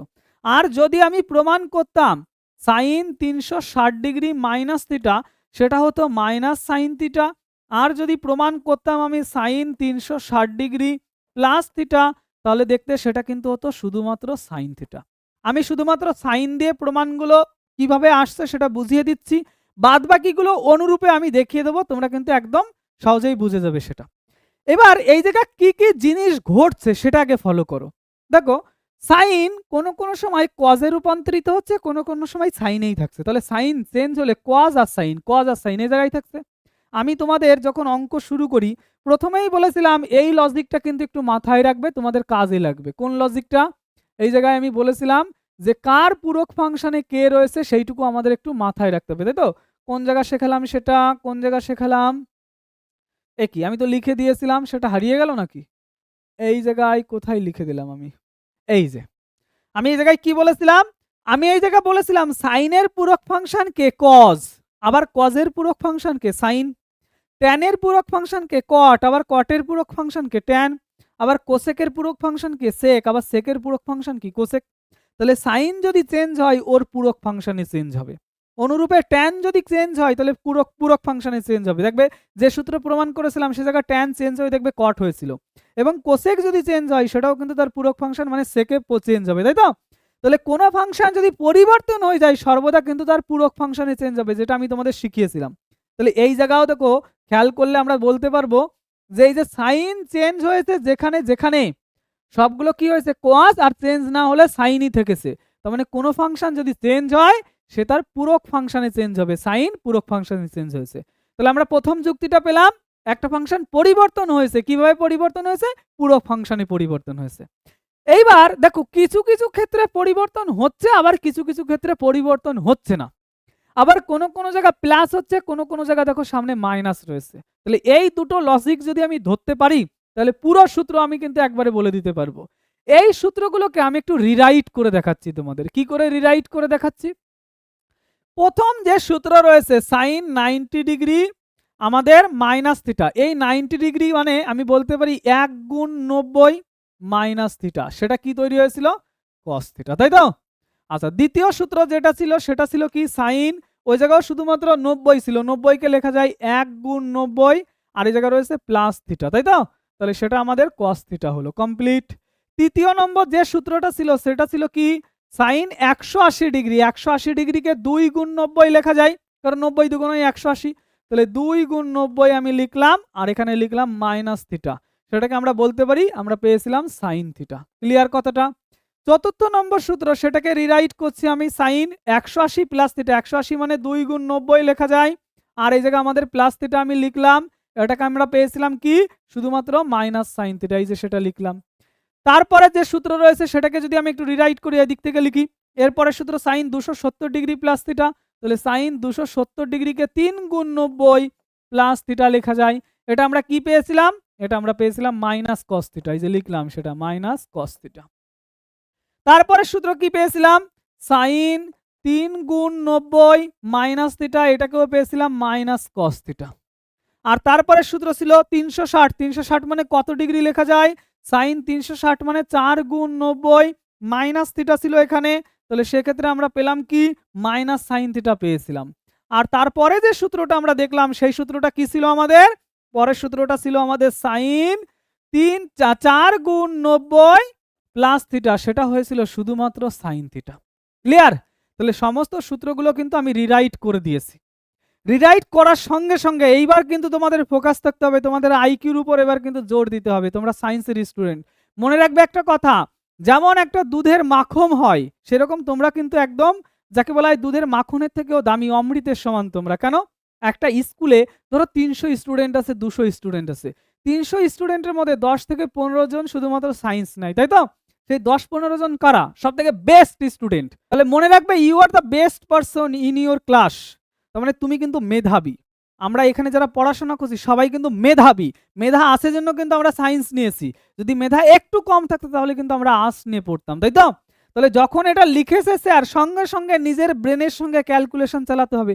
আচ্ছা তাই তো, স্যার এই জায়গায় 90 এর সঙ্গে 1 লিখেছে, 1 লিখেছে যখন কজ হয়েছে, 90 এর সঙ্গে যখন 3 লিখেছে কজ হয়েছে, 90 এর সঙ্গে যখন 3 লিখেছে কজ হয়েছে, 90 এর সঙ্গে যখন 2 লিখেছে সাইন হয়েছে, 90 এর সঙ্গে 2 লিখেছে সাইন, 90 এর সঙ্গে 4 লিখেছে সাইন, 90 এর সঙ্গে 4 লিখেছে তখন সাইন। সঙ্গে সঙ্গে মাথায় যেন একটা কি জিনিস কিলবিল করছে না? কি কিলবিল করছে? যদি 90 ডিগ্রির সঙ্গে কখনো বিজোড় সংখ্যা থাকে, 90 ডিগ্রির সঙ্গে যদি কখনো বিজোড় সংখ্যা থাকে তাহলে পরিবর্তন হবে। 90 ডিগ্রির সঙ্গে যদি বিজোড় সংখ্যা থাকে পরিবর্তন হবে। 90 ডিগ্রির সঙ্গে বিজোড় সংখ্যা থাকলে পরিবর্তন হবে, বিজোড় সংখ্যা থাকলে পরিবর্তন হবে। তাহলে ফার্স্ট নোট খাতায় লিখবে, যেটা আমি স্ক্রিন দিয়ে লিখে দিচ্ছি, কি 90 এর সঙ্গে বিজোড় সংখ্যা গুণ থাকলে চেঞ্জ হয়ে যাবে। শুধুমাত্র সাইনের ক্ষেত্রে না, সবার ক্ষেত্রে সেটা চেঞ্জ হয়ে যাবে। যদি কোনো সময় 90 এর সঙ্গে বিজোড় সংখ্যা থাকে তাহলে চেঞ্জ হয়ে যাবে, আর যদি 90 এর সঙ্গে জোড় সংখ্যা থাকে তাহলে চেঞ্জ হবে না। ফার্স্ট নোট লিখেছো? কি লিখতে বলেছি? 90 এর সঙ্গে বিজোড় সংখ্যা গুণ থাকলে চেঞ্জ হয়ে যাবে, আর 90 এর সঙ্গে জোড় সংখ্যা থাকলে চেঞ্জ হয়ে যাবে না। চেঞ্জ হলে কোথায় হবে? আগে শিখিয়ে এসেছি, পূরক ফাংশনে চেঞ্জ হবে। চেঞ্জ হলে কোথায় হবে? পূরক ফাংশনে হবে। আর জোড় সংখ্যা থাকলে চেঞ্জ হবে না। তাহলে চেঞ্জ হচ্ছে কখন আর হচ্ছে না কখন, তার যুক্তি পেয়েছি। এবার কিছু কিছু ক্ষেত্রে প্লাস হচ্ছে, কিছু কিছু ক্ষেত্রে মাইনাস হচ্ছে। কেন সেই জিনিসটা হচ্ছে সেটা এবার একটু দেখি। আমি যা কিছু শিখিয়েছি প্রত্যেকটা জিনিসের কিন্তু লিঙ্ক আছে। রবীন্দ্রনাথ ঠাকুরের সেই লাইনটা খুব মনে পড়ে যাচ্ছে, কি, যেখানে দেখিবে ছাই উড়াইয়া দেখো তাই, পাইলেও পাইতে পারো অমূল্য রতন। যা কিছু পড়বে সেই জিনিসটাই যদি তুমি ঠিক করে অনুসন্ধান করো তাহলে জীবনে কিন্তু কিছু না কিছু জ্ঞান তুমি অবশ্যই পাবে। সেজন্য মনে রাখবে এই কথাটা, যেখানে দেখিবে ছাই উড়াইয়া দেখো তাই, পাইলেও পাইতে পারি অমূল্য রতন। অনেক বদমাইশ স্টুডেন্ট আছে, এখনই কেন না কমেন্ট করতে চলে এসলো, স্যার তাহলে আমার বাড়ির পাশে মা যখন রান্না করে, মা রান্না করে ছাইটা না বাড়ির পাশে এক জায়গা ফেলে, আমি কালকে গিয়ে সেই জায়গা খুব ছাইটাকে কি করবো, আলগা করে উড়িয়ে দেখবো ওর মধ্যে অমূল্য রতন আছে কিনা। একদম লাঠি দিয়ে তোমার পিঠে চমাচম করে বাড়ি দেবো, দেখবে মাথার মস্তিষ্ক সব গিলু নড়ে গিয়ে ঠিক জায়গায় চলে এসছে। মনে রাখবে, আমি তোমাকে যে কথাটা বলছি সেই কথাটার সারমর্ম কি আগে সেটা ভালো করে বোঝার চেষ্টা করবে। ফোকাস দাও এবার এইদিকে। এই যে যে সংখ্যা লিখেছিলাম 90 ডিগ্রি মাইনাস থিটা, তাহলে একটা 90 ডিগ্রি এই যে গেলাম মাইনাস থিটা মানে ফিরে এলাম কোন ঘরে? ওটা প্রথম ঘরে। শিখিয়েছিলাম প্রথম ঘরে সবাই কি হয়? পজিটিভ, সেই জন্য এর সামনে কি রয়েছে? পজিটিভ রয়েছে। ক্লিয়ার কথাটা? দ্বিতীয় নম্বরে আসি। দ্বিতীয় নম্বরে 1 গুণ 90, এই যে 1 গুণ 90 প্লাস থিটা মানে এগিয়ে গিয়ে 2 নম্বর ঘরে প্রবেশ করলাম। 2 নম্বর ঘরে যেটা প্রশ্ন দিয়ে দেওয়া রয়েছে, এই জায়গা কিন্তু সবাই মিস্টেক করে। সবসময় মনে রাখবে, প্রশ্নে যেটা বলেছে সেটা সাপেক্ষেই বিচার করব, উত্তরে কি বেরিয়েছে তার সাপেক্ষে বিচার করব না। কিন্তু প্রশ্নে বলেছে সাইন, সাইন এটা হলো 2 নম্বর ঘর। কেন? এই যে 90 ডিগ্রি প্লাস থিটা করলে 2 নম্বর ঘরে চলে গেলাম। 2 নম্বর ঘরে সাইন পজিটিভ হয় না নেগেটিভ হয়? অল সাইন ট্যান কস। 2 নম্বর ঘরে সাইন পজিটিভ হয়, পজিটিভ জন্য এর সামনে পজিটিভ চিহ্ন বসেছে। যেন এরকম করে বিচার করো না, এই জায়গা তো কজ রয়েছে, 2 নম্বর করে কজ নেগেটিভ হয়, নেগেটিভ কিন্তু না। আমি নোটটা কি করতে বললাম? প্রশ্নে কি বলে দেওয়া আছে সেটাকে বিচার করব আমি। প্রশ্নে সাইন বলেছে, সাইন 2 নম্বর করে পজিটিভ, তাই পজিটিভ হয়। তৃতীয়টা বিচার করি এবার। 2 গুণ 90 মাইনাস থিটা, 2 গুণ 90, এই যে একটা 90, এই যে দুটো 90, মাইনাস থিটা করলে এটাও কিন্তু দ্বিতীয় ঘরে রয়েছে। দ্বিতীয় ঘরে সাইন পজিটিভ না নেগেটিভ? পজিটিভ। দেখো এর সামনে পজিটিভ চিহ্ন রয়েছে। চেঞ্জ হচ্ছে কখন, হচ্ছে না কখন সেটা আমি বুঝিয়েছি। বিজোড় থাকলে চেঞ্জ হবে, জোড় থাকলে চেঞ্জ হবে না। এবার পজিটিভ নেগেটিভ আমি কিভাবে বলছি? ঘর বিচার করব, ওই ঘরে ও পজিটিভ না নেগেটিভ শুধু সেইটুকুই আমাকে চেক করতে হবে। যদি এই জায়গা চলে আসি, একদম ডাইরেক্ট এই জায়গা চলে আসলাম, 4 গুণ 90, তাহলে 4 গুণ 90 মানে একটা 90, দুটো 90, তিনটে 90, চারটে 90, এই জায়গা একদম স্টার্টিং পয়েন্টে চলে এলাম। তার থেকে মাইনাস থিটা মানে ফিরে এলাম, ফিরে এলে চতুর্থ নম্বর ঘর। চতুর্থ নম্বর ঘরে এই সাইন পজিটিভ না নেগেটিভ? নেগেটিভ। দেখো এই জায়গা উত্তরে নেগেটিভ রয়েছে। ক্লিয়ার হলো কথাটা? তাহলে আমরা কোনো একটা অঙ্ক যদি পাই সেই অঙ্ককে কিভাবে বিচার করব? ফার্স্ট 90 এর গুণিতকে সেটা ভেঙে লিখব। ভেঙে লেখার পর প্রথম দেখব জোড় আছে না বিজোড় আছে। বিজোড় থাকলে চেঞ্জ করে দেব, জোড় থাকলে চেঞ্জ করব না। তার সামনে প্লাস বসাবো না মাইনাস বসাবো, তার জন্য আমাকে কোঅর্ডিনেট সিস্টেমে দেখতে হবে ওই কোনটা কোন ঘরে যাচ্ছে, সেই ঘরে ওই ফাংশনটা পজিটিভ না নেগেটিভ। পজিটিভ হলে পজিটিভ চিহ্ন বসাবো, নেগেটিভ হলে নেগেটিভ চিহ্ন বসাবো। তাহলে এই যে যত সূত্র লিখলাম, এই সূত্র দেখো এবার তুমি মুখে মুখে বলে দিতে পারবে। দেখো আমি যে সূত্রগুলো প্রমাণ করেছিলাম সেই সূত্রের কাছে এক এক করে চলে যাই, এক এক করে চলে যাই। আমি প্রমাণ করে দিয়েছিলাম তোমাদের cos, প্রমাণ করেছিলাম tan। দেখো এই যে প্রমাণ করেছিলাম না, এবার এই প্রমাণটা শর্টকাট যদি আমি বলি একদম ইজিলি, আমার সঙ্গে বলবে, আমার সঙ্গে দেখবে, একদম ইজি কিন্তু তোমরা বুঝে যাবে। এই জায়গায় 90 এর সঙ্গে কোনো সংখ্যা গুণ নেই মানে কত রয়েছে? 1। 1 থাকলে চেঞ্জ হয় কি হয় না? বলো কি হয়? 1 থাকলে চেঞ্জ হয় কি হয় না? চেঞ্জ হয়ে যায়। চেঞ্জ হলে কিসে হয়? কটে হবে, কারণ tan এর পুরো কি কট। 90 প্লাস থিটা, এই 90 প্লাস থিটা কোন ঘরে রয়েছে? এই যে 90 প্লাস থিটা দ্বিতীয় নম্বর ঘর। দ্বিতীয় নম্বর ঘরে ট্যান কিন্তু নেগেটিভ হয়, তাই উত্তরের সামনে নেগেটিভ রয়েছে। বুঝেছো যুক্তিটা? তো এরপরে কি প্রমাণ করেছিলাম আমরা? এরপরে প্রমাণ করেছিলাম আমরা যেটা, সেটা দেখি সাইন, তাই তো? কস কোথায় প্রমাণ করেছিলাম? এই যে কস, দেখো তো এটাকে বিচার করো তো। এটাকে কি লেখা যাবে? লেখা যাবে কস 2 গুণ 90 মাইনাস থিটা। এই জায়গায় জোড় আছে না বিজোড় আছে? জোড়। জোড় থাকলে চেঞ্জ হবে না, তাই জন্য এই যে আমরা কস লিখলাম, আর সাইডে যে থিটাটা ছিল সেই থিটাটা বসিয়ে দিলাম। এটা কত নম্বর ঘরে রয়েছে? এটা দেখো 2 গুণ 90, এই যে 2 গুণ 90, তার থেকে মাইনাস থিটা মানে এই জায়গা রয়েছে। তাহলে 2 নম্বর ঘরে কজের মান নেগেটিভ হয়, তাই উত্তরের আগে দেখো নেগেটিভ রয়েছে। ক্লিয়ার কথাটা? তাহলে এইবার আমি আর কোনো সূত্রের ব্যাখ্যা যাচ্ছি না, তোমাদের আমি প্রশ্ন করব, তোমরা সেই প্রশ্নের উত্তর সরাসরি আমাকে দেবে, যে সেই প্রশ্নের উত্তর তোমরা দিতে পারছো কিনা আমি একটু দেখব। দেখো আমি কোন সূত্র বিচার করব না, ডাইরেক্ট আমি এই জায়গায় বলছি tan 180 ডিগ্রি মাইনাস থিটা তোমাকে জিজ্ঞাসা করেছে। tan 180 ডিগ্রি মাইনাস থিটা, ভালো করে ফোকাস দাও। তাহলে এটাকে প্রথম তুমি ভেঙে লিখবে কি? ভেঙে লিখবে tan 2 গুণ 90 মাইনাস থিটা। লিখলাম। নিজেকে প্রশ্ন করব জোড় আছে না বিজোড় আছে? উত্তর কি এসছে? হ্যাঁ জোড় আছে। তারপর নিজেকে প্রশ্ন করব জোড় থাকলে পরিবর্তন হবে কি হবে না? জোড় থাকলে পরিবর্তন হবে না। পরিবর্তন না হলে এই যে আমি ট্যান লিখে দিলাম, সাইডে যে কোনটা থাকবে আগে সেটা লিখে নেবে, আগে লিখে নিয়ে পরে বিচার করব, চিহ্ন মিহ্ন যা রয়েছে সব পরে বিচার করব। এবার এটা কোন ঘরে রয়েছে? 2 গুণ 90, এই একটা 90, এই একটা 90, মাইনাস থিটা, মাইনাস মানে ফিরে গেলাম দ্বিতীয় ঘরে। দ্বিতীয় ঘরে ট্যান পজিটিভ না নেগেটিভ? নেগেটিভ, তাহলে উত্তরের আগে কি বসাবো? মাইনাস। তাহলে এর ফর্মুলা হলো এটা। ক্লিয়ার? তোমাকে যদি বলে আমি যে কট 360 ডিগ্রি মাইনাস থিটা, এর ভ্যালু কি হবে? সঙ্গে সঙ্গে তুমি এটাকে ভেঙে দেবে। কিভাবে ভেঙে দেবে? এটাকে লেখা যাবে কট 360, 360 কে লেখা যায় 4 গুণ 90 মাইনাস থিটা। আমি লিখলাম। এই জায়গা জোড় আছে না বিজোড় আছে? জোড় আছে। জোড় থাকলে চেঞ্জ হবে না, এই যে লিখলাম কট আর এই জায়গা থিটা লিখে দিলাম, চেঞ্জ হলো না। এবার এটা কোন নম্বর ঘরে আছে সেটা বসাতে হবে আমার দেখে দেখে চিহ্ন। এটা কোন নম্বর ঘরে রয়েছে? একটা 90, দুটো 90, তিনটে 90, চারটে 90, এই যে চারটে 90 মাইনাস থিটা, ফিরে এলাম। ফিরে এলাম মানে এটা 4 নম্বর ঘরে রয়েছে। 4 নম্বর ঘরে কট নেগেটিভ হয়, তাহলে এই জায়গা মাইনাস বসিয়ে দিলাম। পরিষ্কার হলো কথাটা? তাহলে এবার মুদ্রা কথা হলো আমরা যা কিছু শিখেছি তার শর্টকাট রুল বা অঙ্ক করতে হলে আমাকে দুটো জিনিসের দিকে খেয়াল রাখতে হবে। কি কি জিনিসের দিকে খেয়াল রাখতে হবে? ফার্স্ট, একদম প্রথমেই আমরা চেক করব। ফার্স্ট আমরা কি করব? 1 নম্বর 90 এর গুণিতকে ভাঙব, 90 এর গুণিতকে ভেঙে লিখব। ওকে, ভেঙে লিখব।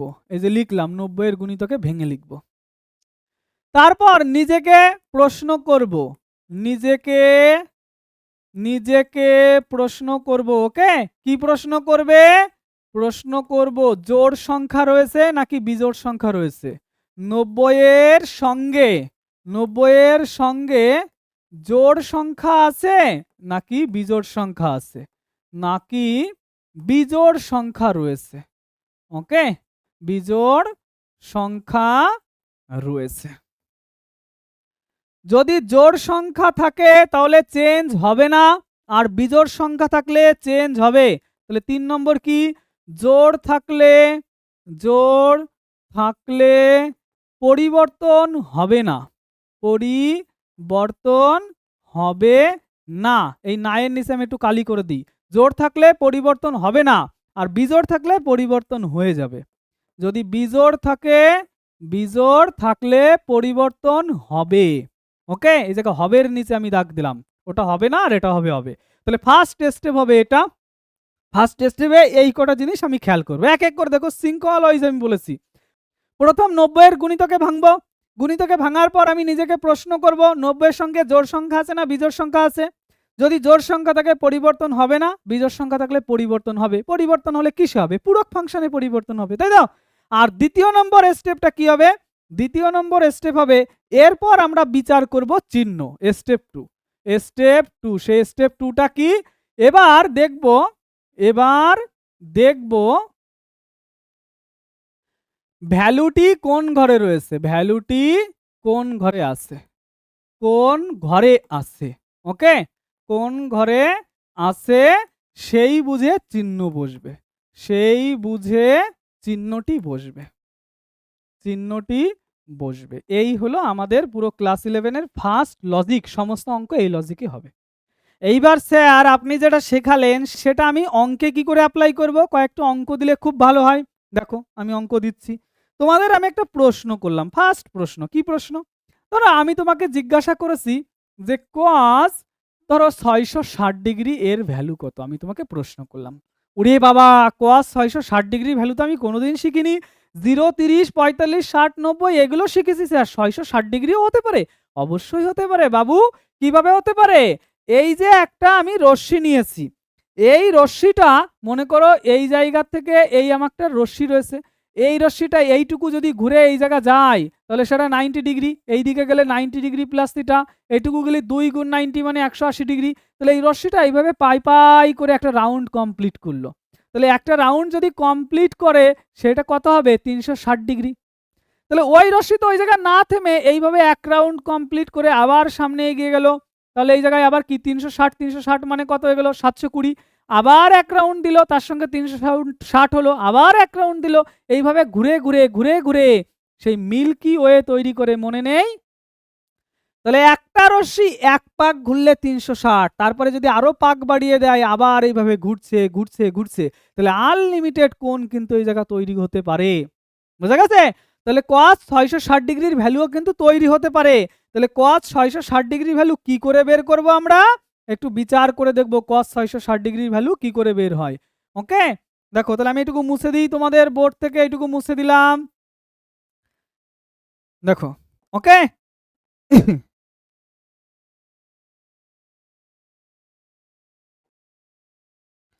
দেখো এবার অঙ্ক করার সময় যে স্টেপগুলো আমি বলেছিলাম লিখে দিয়েছি নোট করে, সেই স্টেপগুলো খেয়াল করবে। কি, ফার্স্ট স্টেপ হলো 90 এর গুণিতকে ভেঙে লিখব, তারপর নিজেকে প্রশ্ন করব জোড় আছে না বিজোড় আছে, সেই বুঝে পরিবর্তন করব। তাহলে ফার্স্ট স্টেপ আমি ফলো করি, ফার্স্ট স্টেপ যেটা বলেছি সেই স্টেপটা আমি ফলো করছি। 90 এর গুণিতকে ভেঙে লিখতে বলা হয়েছে, তাহলে এটাকে লেখা যায় cos 90 এর সঙ্গে কত গুণ করলে এটা হয় 660।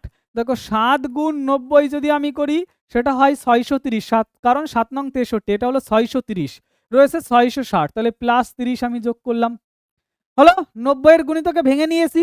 দ্বিতীয় স্টেপ কি ছিল এখানে, যে জোড় সংখ্যা রয়েছে না বিজোড় সংখ্যা রয়েছে, এই জায়গা বিজোড় সংখ্যা রয়েছে। বিজোড় সংখ্যা থাকলে পরিবর্তন হবে কি হবে না, পরিবর্তন হয়ে যাবে। পরিবর্তন হলে কিসে হবে, পূরক ফাংশনে হবে। তাহলে cos পরিবর্তন হলে সাইন লেখা যায়, যে লিখলাম যে কোনটা থাকবে সেই কোনটা আমরা আগে লিখে নেব, লিখে নিলাম।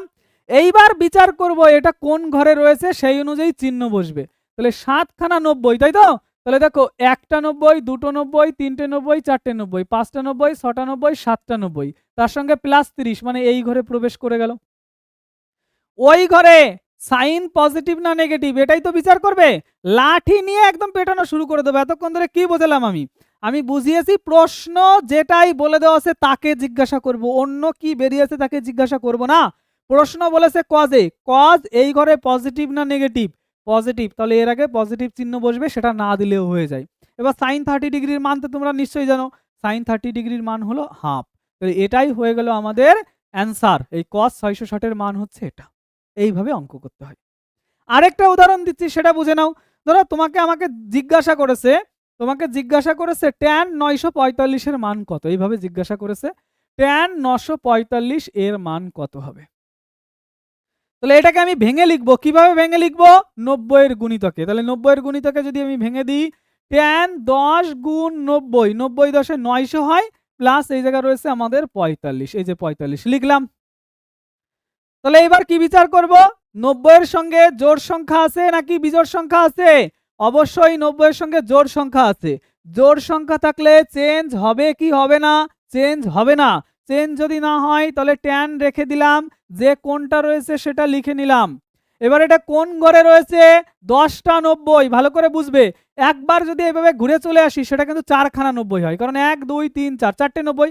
তাহলে আবার 8খানা 90 মানে এই জায়গা ফিরে আসবো। তাহলে এই হলো 9টা 90, এই হলো 10টা 90। এই জায়গা আপাতত এসেছি, তার সঙ্গে প্লাস থিটা রয়েছে, প্লাস 45 ডিগ্রি, মানে এই ঘরে প্রবেশ করে গেলাম। এই ঘরে ট্যান পজিটিভ না নেগেটিভ? অবশ্যই পজিটিভ, তাহলে সামনে কিন্তু পজিটিভ চিহ্ন বসবে। তাহলে ট্যান 45 এর মান কত? 1। তাহলে ট্যান 945 এর মান হবে 1। কি করে অঙ্ক করলাম বুঝলে? তাহলে এগিয়ে যাব। এর পরবর্তী আরেকটা উদাহরণ আমি দিই। ধরো তোমাকে জিজ্ঞাসা করেছে যে সেক ধরো তোমাকে বলেছে মাইনাস, এটা লিখছি এই জায়গায়, হ্যাঁ দেখো তোমাদেরকে ধরো জিজ্ঞাসা করেছে যে সেক মাইনাস 675 ডিগ্রি এর ভ্যালু কত, তোমাকে এটা জিজ্ঞাসা করেছে। সব কিছু মনে রাখতে হবে, সেকের সামনে মাইনাস রয়েছে, সেকের সামনে আর কজের সামনে যদি মাইনাস থাকে সেই মাইনাসটা ওরা খেয়ে ফেলে। তাহলে মাইনাস যদি খেয়ে ফেলে তাহলে শুধুমাত্র এই জায়গা পড়ে থাকে সেক 675 ডিগ্রি। এটা আমি সুস্থ স্বাভাবিক আকার দিয়ে দিলাম। এবার কি, এবার এটাকে 90 এর গুণিতকে আমার ভাঙতে হবে। তাহলে 90 এর গুণিতকে যদি আমি এটা ভেঙে ফেলি তাহলে এটাকে লেখা যাবে সেক 7 নং 63 হয়, তাই তো? 7 গুণ 90 মানে 630 কিন্তু হয়ে গেছে, 7 নং 63 যেহেতু। তার সঙ্গে 45 যুক্ত করলে এটা পাওয়া যায়। ওকে, আচ্ছা স্যার সবসময় কি আমার যোগ করে এগোতে হবে? না বাবু, তুমি বিয়োগ করেও করতে পারো, সেটা আমি এই অঙ্কটাই আরেকভাবে করে দেখাচ্ছি, দেখো একই উত্তর হয় কিনা। তাহলে এই জায়গায় জোড় আছে না বিজোড় আছে? বিজোড়। বিজোড় থাকলে পরিবর্তন হবে কি হবে না? হবে। পরিবর্তন হলে সেক তার কোন ফাংশনে পরিবর্তন হয়? পূরক ফাংশন। সেকের সঙ্গে পূরক ফাংশনে কে থাকে? কোসেক থাকে। তাহলে সেক পরিবর্তন হয়ে কোসেক হলো। যে কোনটা থাকবে সেটা আগে লিখে নেব। এবার বিচার করব এটা কোন নম্বর ঘরে রয়েছে। 7খানা 90, 1টা 2টো 3টে 4টে, এই যে 4টে 90, 5টা 6টা 7টা, এই যে 7টা 90 প্লাস 45 মানে এই ঘরে প্রবেশ করে গেল।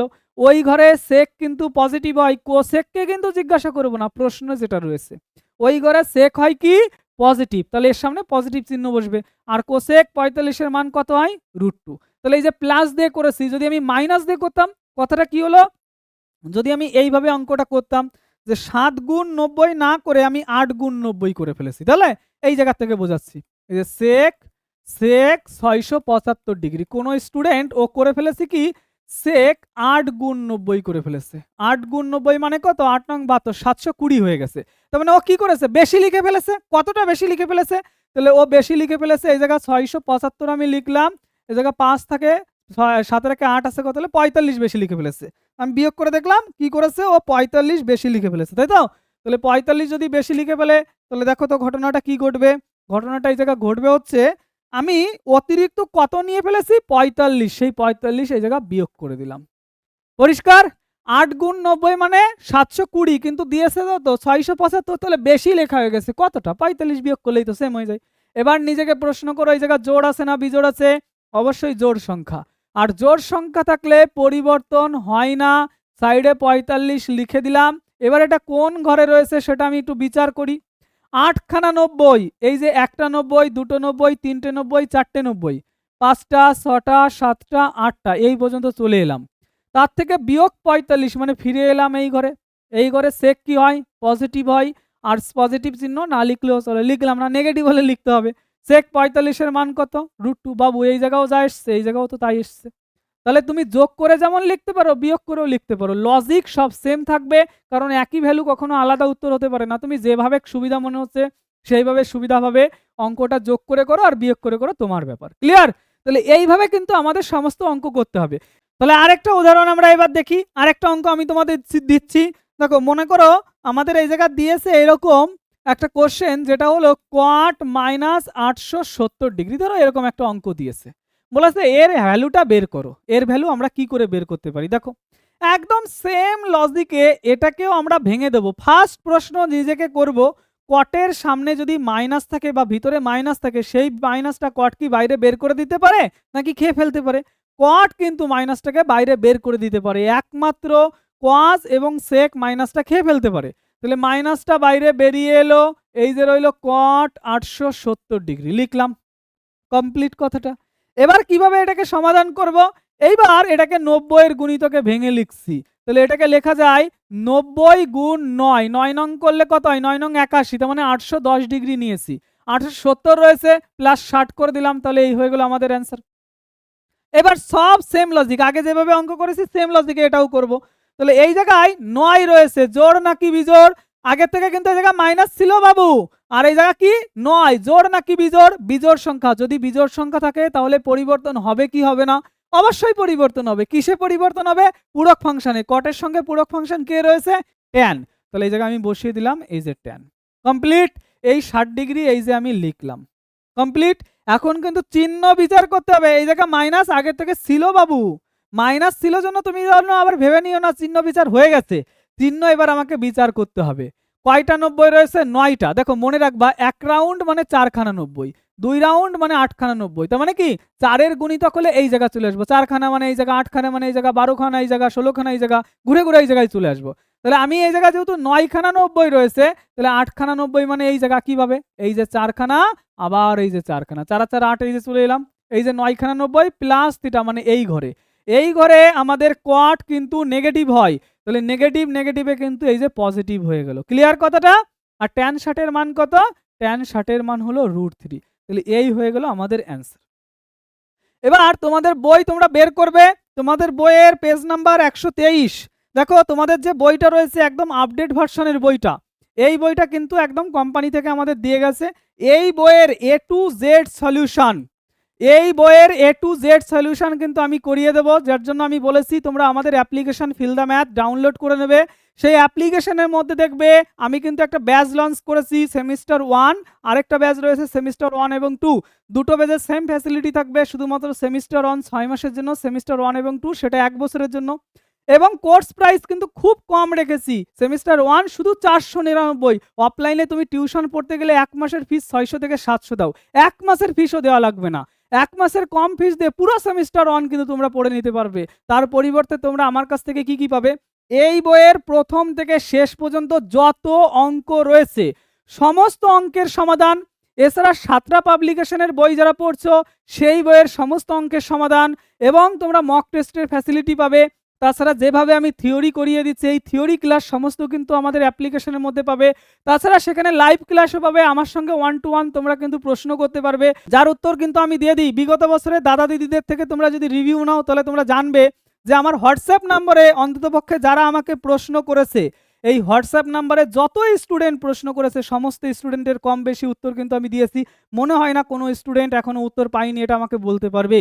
যদি তোমাদের কোনো সমস্যা হয় প্রশ্ন পাঠিয়ে দিলে আমি কিন্তু তার যথাযথ সমাধান করে দেওয়ার চেষ্টা করি। তাহলে তোমরা সেখানে কিন্তু আমার কাছ থেকে একদম পার্সোনাল গাইড পাবে এবং পাবে মক টেস্টের ফ্যাসিলিটি।